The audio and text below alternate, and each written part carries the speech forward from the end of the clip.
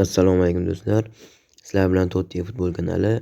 Bugungi videomizda futbolchilarga qanday qilib to'g'ri skilllar berishni o'rganamiz. O'zi futbolchilarga skill berish uchun shu tarkibingizdagi futbolchiga bosib ustiga player skill degan joyga kirish kerak. Mana shu bo'limga kirsangiz, bu yerda skilllar berish bo'ladi.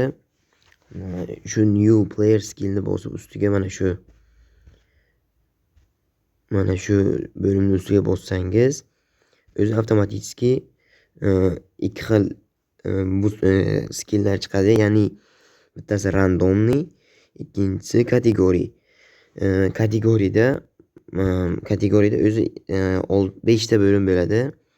Shu 5 ta bo'limdan har birini tanlab, xohlaganingizni tanlab kerakli futbolchiga berishingiz mumkin. Masalan, bu yerda shooting zarba uchun beradiganlari, passing pas skillari uchun beradiganlari, dribbling shu fintlari dribblinglar uchun beradi, defending защитникlar uchun kerakli skilllar, azerda va boshqa skilllar ham mavjud. Yana bu yerda randomli, bu shuni ustiga bossangiz mana shu randomli xohlagan bitta bu skillni tanlab beradi. Lekin bu xato narsa, chunki agar siz защитник uchun skill kerak bo'lsa sizga, lekin u randomlida hujumchilarni tushishi mumkin yoki polzashniklarga kerakli paslar tushib qolishi mumkin. Shuning uchun buni minus tomon hisoblanadi. Lekin bugun biz to'g'ri skilllar berishni o'rganamiz. To'g'ri skilllar berish uchun avvalambor mana GPga sotib oladigan joylardan, kontraktdan, standart futbolchilardan filtr tugmasini filtr joyini bosib, price degan joydan price shart emas-ku, mayli, sortga bossangiz overall ratingni hozir balanddan tepaga qarab turibdi. Mana bu ko'rsatib turibdi balanddan tepaga. Eng balandi hozir masalan 85 bo'lsa, o'zi shuni unday qilib qo'ysangiz, agar tepaga qilib qo'ysangiz, bu pastdan tepaga qadar teskarisi bo'ladi. Eng oxirgi o'rindan eng birinchi o'ringa qarab tushib ketadi. Shuni bosib qaytib shu reytingni ustiga bossangiz, futbolchilar qayta taxlanadi va o'zingizga kerakli bepul futbolchilarni sotib olasiz. Men 0 GPga masalan shundan 10 ta sotib olsak, chunki boya o'zimizda 10 ta skillimiz bor edi. 10 ta sotib olsak, shularga har biriga birma-bir berib chiqamiz. Keyin 3 4 5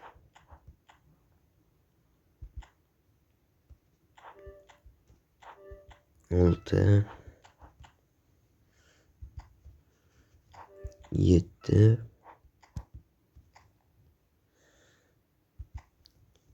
8 9 10. Endi o'zimizga nechta bu skill bo'lsa, shuncha futbolchi sotib olgandan keyin tarkibimizga kiramiz va bu yerdan order of signingni bosib, bu eng oxirgi olgan futbolchilaringiz turadi, oxirdan boshlab shularga har biriga bitta boyagi 10 ta skillamizni berib chiqamiz. Ustiga bosamiz, training skill va har biriga bittadan yetadi. Randomli bilan bossak, pass tushdi, weighted pass. Bu trayektoriyasini boshqacharoq qilib pas beradi. Bu asosan DMF, SMF va AMFlarga kerak. Rising shot hujumchilar uchun.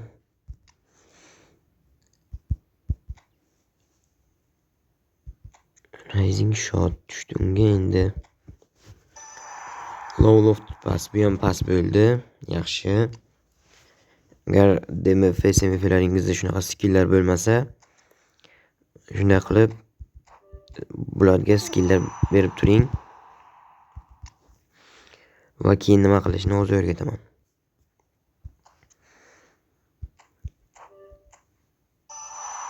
Pinpoint crossing. Bu o'zi special skilllardan edit crossing skillga deyarli o'xshash, lekin edit crossing bu ko'pincha asosiy kartalarda bo'ladi. Yana pinpoint crossing tushdi. Bu nuqtaga o'zi futbolchi qayerda bo'lsa, ana shu yerga ko'tarib berishga kerak bo'ladigan skill bu. Captaincy.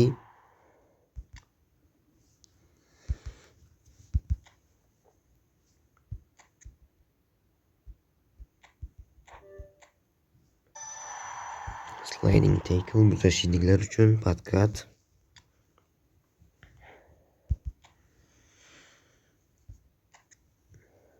Endi bitta bu kategoriyadan beradigan bo'lsak, masalan dribbling.